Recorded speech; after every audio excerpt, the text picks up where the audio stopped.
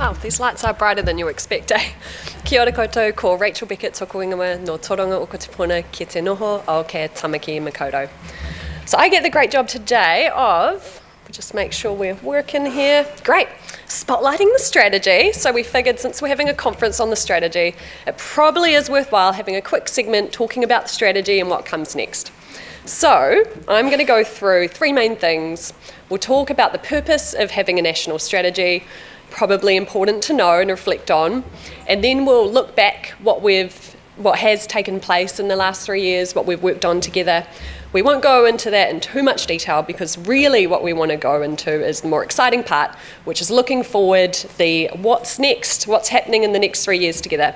And of course, this part is really where we want your thoughts and feedback. We really want this to be a national strategy, not obviously a Te Ahunga order strategy. That would be a little bit pitiful given we're so small. We of course want everyone involved in this, so really looking forward to getting your feedback.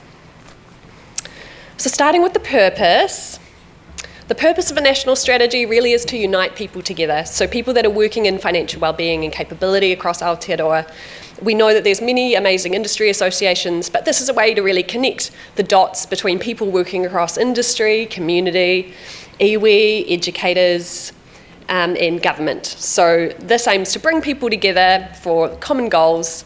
We have around 800 financial capability, what we call partners, that are somewhat connected with the strategy in different ways, whether they join a working group or come to a webinar, or have been a part of a project, or even just stay connected with us.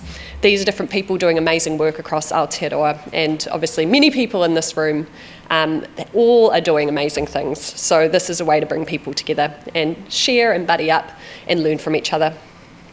The collective impact piece is something we're really passionate about. We know that we can do more together, and so if we decide what the impact is that we want to have and get really clear on that, then really we can make a huge difference by uniting up. Driving commonality, so that's the likes of the de-jargoning money glossary. That's also looking at how we can measure shared success in a consistent way, and this aims to join the dots on that. And of course, there's no point in having a strategy unless it actually does something. So this is when leading the action plan comes into play. So what we're looking for as this strategy comes to a conclusion is what does the next 3 years look like together? And where that fits for Te Ahunga order is we do have a focus on financial wellbeing. We're formerly known as the Commission for Financial Capability. So what we do through this is work with a whole lot of partners like yourselves through the national strategy to achieve greater impact together. And then we also have sorted.org, which is our more consumer-facing brand to work on shifting the dial for New Zealanders and their financial wellbeing. So we'll briefly touch on looking back, not too much because it's not as exciting as the next part, I don't think. But Jane mentioned earlier we had three main goals for the strategy in the last 3 years, and that ran from 2021 to 2024. And that was all about working together to help New Zealanders understand money. We had some shift the dial projects, we had consistent content work together, demystify money, and we had three priority audiences: women, Māori, Pacific peoples. So just for those that haven't read the document, sometimes it has been a while for me as well, I must admit, but it's worth just looking at the last 3 year work plan so then we can build on this for next time, what we want next, so you know what's already underway or in train. The consistent content piece was the shared glossary and the shared resource hub, so we're hoping to really bulk that up, the resource hub in the coming months, and obviously get more of you on there to be able to connect with each other, share resources, share evaluation and impact, and really learn what works. We have our annual stakeholder conference. We did have annual in there. Unfortunately, it's more now biannual, we've realised, is probably a better fit for us, both from a budget perspective and resource. The first year was delayed because of COVID anyway, so yeah, now it's sort of become every 2 years. We have an online webinar series. We run about 5 a year on that to connect on different things. So that would look at different research, different case studies of people doing great stuff out there and what they're seeing. And then also to collaborate on different topics. So we ran a webinar way back in the day to look at the words for de-jargoning money. Before then we went to a working group on that and we collaborate on Money Month, that sort of thing. A really exciting project in train right now that many of you have been involved in is the Māori Financial Capability Roadmap. So that is something that there's been a series of hui for in the last couple of months, and there's a lot of passion from many amazing partners working in this space to do more together, particularly focused on Māori unique needs. So really excited to see more come out of this. And for those that want to know more, go to the Shift the Dial Breakfast for Māori tomorrow, and you will see that in action and see where that's headed. An exciting project, probably one of my favourites to be a part of, probably because it was most challenging, so we were relieved when we sort of came to the tail end of it, was the shared outcome measures. So we had many people involved in interviews for that. We looked at a whole lot of research, and we refined to 10 outcomes. And then, of course, we have Money Month on there as well.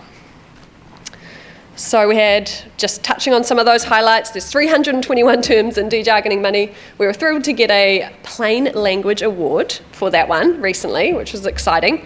And we had, I reckon there would have probably been over 100 industry contributors into this document before it became final. So thanks to everyone who contributed their insights through consultation, through the working group. So these people up there were the people that joined the working group, or organisations rather, were represented on, and they went through every single term in painstaking detail to get to where we are. So we're really grateful for volunteers like that who sat in those working groups and talked about, insurance I think was the most challenging one for us all. We almost got a lot of drop off, but we're like, guys, we need you involved. If you don't understand insurance, because that's the point, we need a plain language this.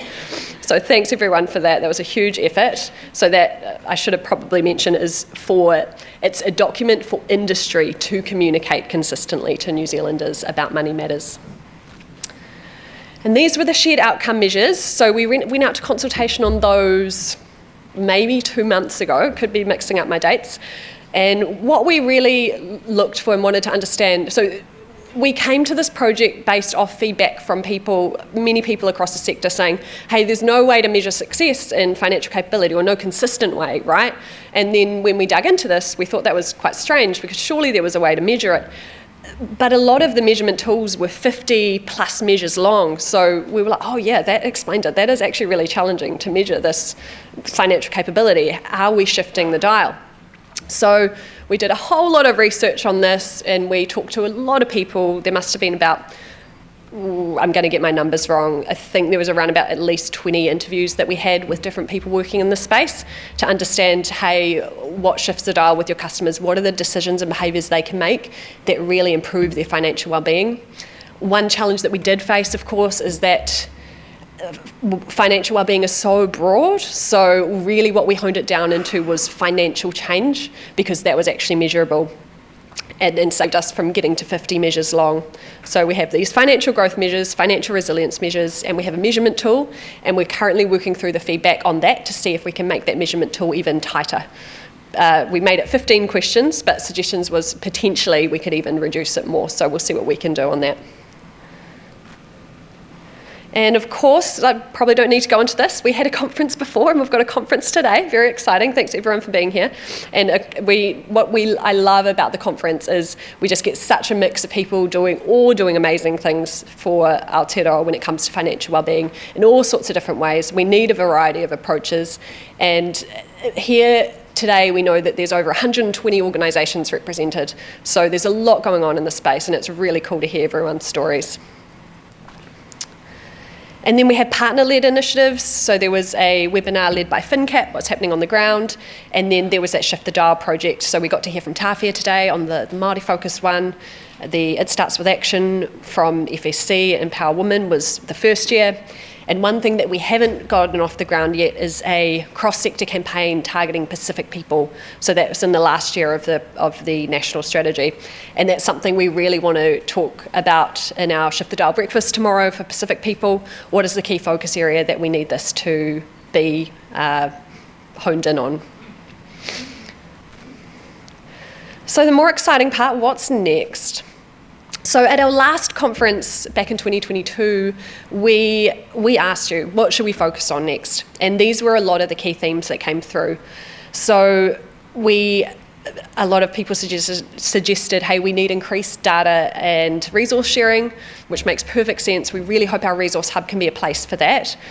We want shared success and impact measures, so that's something that we've targeted, as you've seen. We know cost of living and housing and advocacy is an ongoing challenge, so we need to figure out more what we can do in these spaces, even though we know a lot of people like Ngāti Whātua Oraki was talking about today are doing some incredible things. We always hear education in schools, so that's something we really want to pull forward into the next national strategy. We hear sharing success stories across the sector. There's more we could do there. We want to the suggestions at the last conference was still focus on the priority audiences. We don't want to lose any of those, so we want to pull those through to the next national strategy. And of course, the financial mentor voice in the next conference, which we got to hear from just now, which is great. One thing that we didn't get off the ground out of the suggestions from the last conference, and was by far the biggest, most popular suggestion for where we should focus together, it was in It's Okay to Ask for Financial Help campaign. There was a lot of suggestions saying, hey, what was done for mental health should be done for destigmatising money. And so we're really keen to hear from anyone on how we can get that off the ground, who's best to lead it, how we can resource it, because we're getting mixed reviews as to where it could potentially sit. But it would be amazing if that could happen, pending it is still a priority, which from the panel it did sound like it could be. So that brings us on to what is next. So this is not sorry, I'm making noise there. This is not a roadmap, as in like this does not have any projects in it, but where we're going next for our next 3-year strategy together, what we've done is pulled a lot of those themes that we've heard from you in our conversations and at the last conference and in different discussions, and we've put them into key goals that we think could be our future direction for the next national strategy that we could work on together. So we've got lifting financial capability through education as a proposed first goal, and that's all about bringing together the different work going on in schools. We could look at core competencies that should be taught. There's different things we could do. Number 2, helping build resilience for the unexpected. So we know, looking at our shared impact success measures, we could have focuses on, we know emergency savings are so important, right, as their backstop before people get into challenging times, and also having the relevant insurances.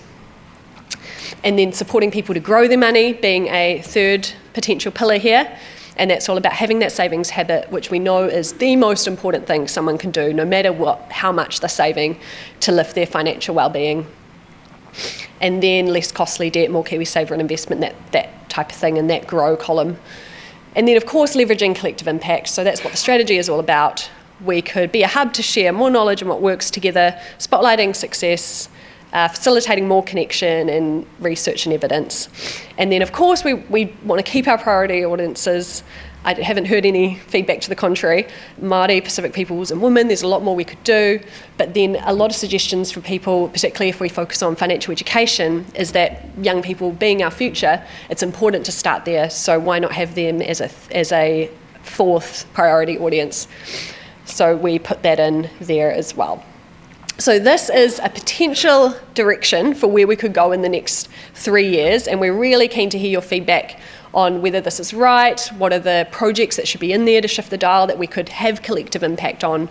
And I'll just give a slide with a couple of, this is, I know, overwhelming, but I'll just pull out a couple of ideas complete draft, because I know sometimes it's useful to kind of, before you go into a workshop, being like, okay, yeah, but what have we thought about? So could we lead that core competency framework in collaboration with many of you and refresh that for children? What are the core things people need to know at different ages? Do we need a digital financial education program map so teachers and parents know who's teaching what at different ages and stages? Should we run a financial education summit, which would be a lot smaller than this, but for educators to come together and make sure we're not duplicating and learning from each other? For supporting people to grow their money, should there be a digital tool so if people have $5 or $5,000, they could put this into a tool and that would show them the long-term trajectory of different decisions they make with that money? Should there be a campaign to support and drive safe debt behaviours, or should we be reviewing KiwiSaver? Should we fund a cross-sector initiative? Not we fund, sorry, we don't have that much money, but we fund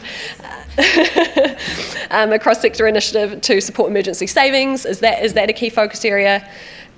All sorts of different things we could do, but those are just some real pie-in-the-sky ideas to start with on, hey, what are collective projects?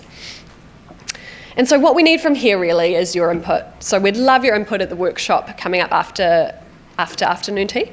And we really want to know, hey, what are the initiatives that should be a priority for collective impact? And really important is who should lead them, because as you know, the commission's really small. I think we're about 35 people, and we have a couple of people focused on this work, but what we really need is the sector, the collective, us, and different people leading projects. We can't do that much, but together we can do a whole lot if we get really clear and focused and look at what impact could look like, and we pick out the right ones, you know. So that's really where we need your help. And if you want to volunteer to lead or support a project, reach out. We'd love to hear about it. We'd love ideas, and particularly if anyone wants to fund a project as well. Always love that. And then for next steps, so we're collating ideas from this workshop together. We also want to connect following that, just to figure out, okay, who are depending on what the suggestions are, who leads these different projects, where are they best housed? And then we hope that in August would be around about the right time, all going well, to launch a new strategy. So thanks very much, everyone, for being here. That really, as Jane said earlier, speaks volumes that you want to come together, connect, shift the dial for New Zealanders. And thank you so much for everyone that's given so much time to the national strategy, whether it's being a speaker at many different things that I've corralled you into, or joining working groups on different things. Like that was just a couple of them that we pulled out, but there was a whole lot more, and it really takes an army. So thank you again, and thank you for contributing your ideas for us in the workshop next and using your brain power. Ngā mihi nui. Ngā mihi.